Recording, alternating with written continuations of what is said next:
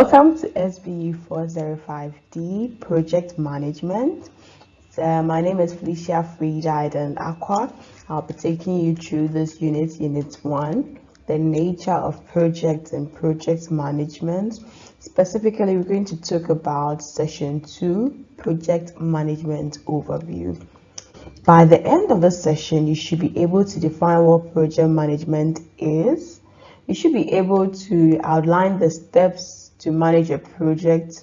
You should be able to explain why projects and project management and some of the constraints, list some of the constraints to project management.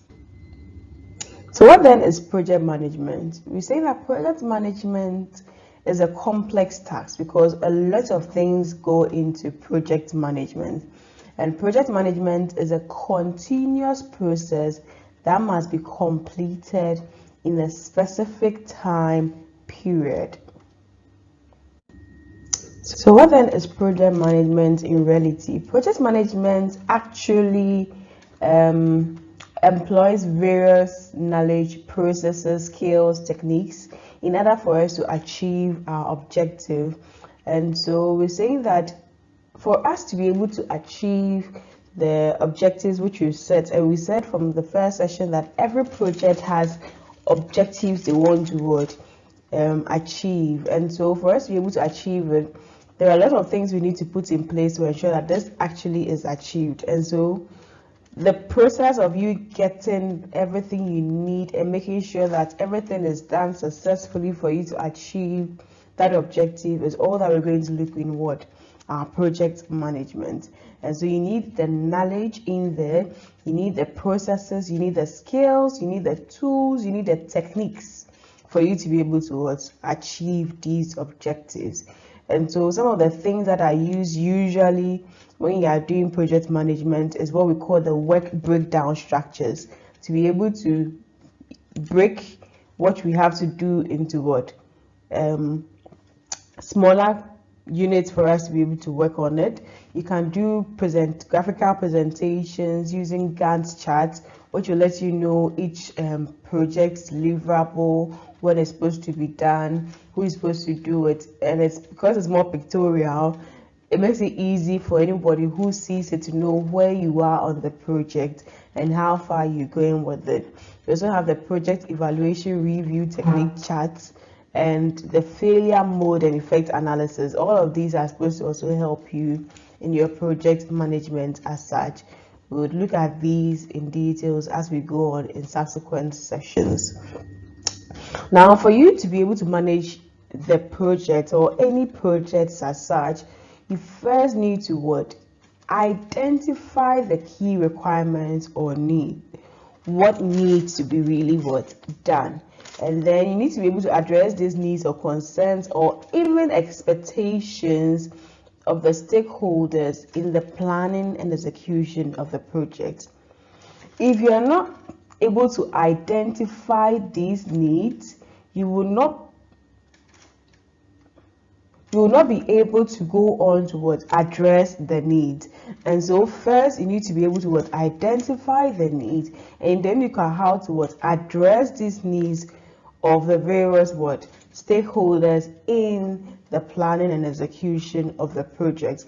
And once you've been able to do that, you then need to set up and maintain and even go on to carry out communication amongst the various stakeholders that are active, effective, and collaborative in nature. So at the end of the day, yes, we've identified it, we've looked at how to address these various needs, and then we need to go on to set up, maintain, and then look at communication in the most active, effective, and collaborative way. Active because if you're very passive, they may not be able to receive this, they may not be able to solve it. And so you need to be very active in your project management role. And we're saying that effectiveness, when we look at effectiveness in management, effectiveness is all about being able to meet your target. And collaborative because we told you this is complex. Project management on its own is complex, and there are a lot of interrelated things in there. and it's a collaboration with the various stakeholders that is going to help you achieve this successfully. Then once you've been able to do that, we then need to manage stakeholders towards meeting the requirements and creating project deliverables. Project deliverables are the things that at the end of the project we should be able to do from it. And so when you're there, you need to also go on further to balance the competing project constraints. Every project has its own constraints. Some it may be financial, some it may be non-financial. It could be even a blend of them. So every project actually has constraints you would have to take note of. So why project management and why even projects? We need to understand this because we need to be able to define feasible alternatives or solutions to problems and solve any problem which bedevils the nations, organizations, societies, and as individuals. And like I was making mention of in the earlier session, projects are not far from us. Whether it's a schooling project you want to do, whether it is marriage or relationship project, whether it is self-development project, whether it is a community project to build water wells or even give people electricity, whether it is organizational projects like introducing a new project or introducing a new market or going into a new market, whether it is the nation, the country in doing something, these are things which are part of our everyday lives. And so it is very important for us to be able to always look out for the alternative solutions to these problems and how to solve them. And the same time, we also need to be able to achieve the desired level of the triple constraints. And the triple constraint is the project scope, the cost, and time. These are things which every project, it is very important for you to be able to manage.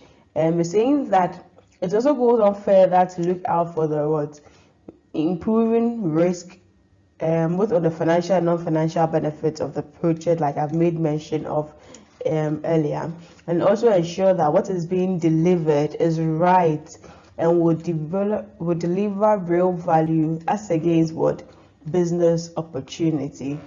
In the era we find ourselves, it is more about value and value addition and the value chain.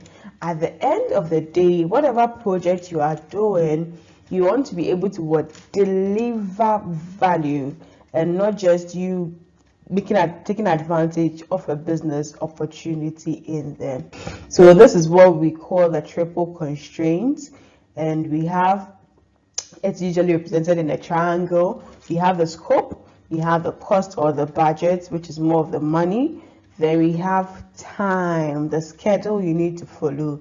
And in there is what we call quality. Because if you don't produce quality, you realize that your project, we've had a lot of construction works and things in Ghana, and we've all complained about the quality of it because after 6 months the road is just degraded. Was that a successful project or not? We made mention of value earlier. So at the end of the day, if you want to add value, you need to make sure that you are looking out for the quality in there.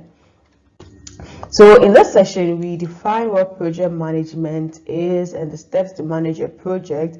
We also discuss why we actually manage projects and some of the constraints of project management.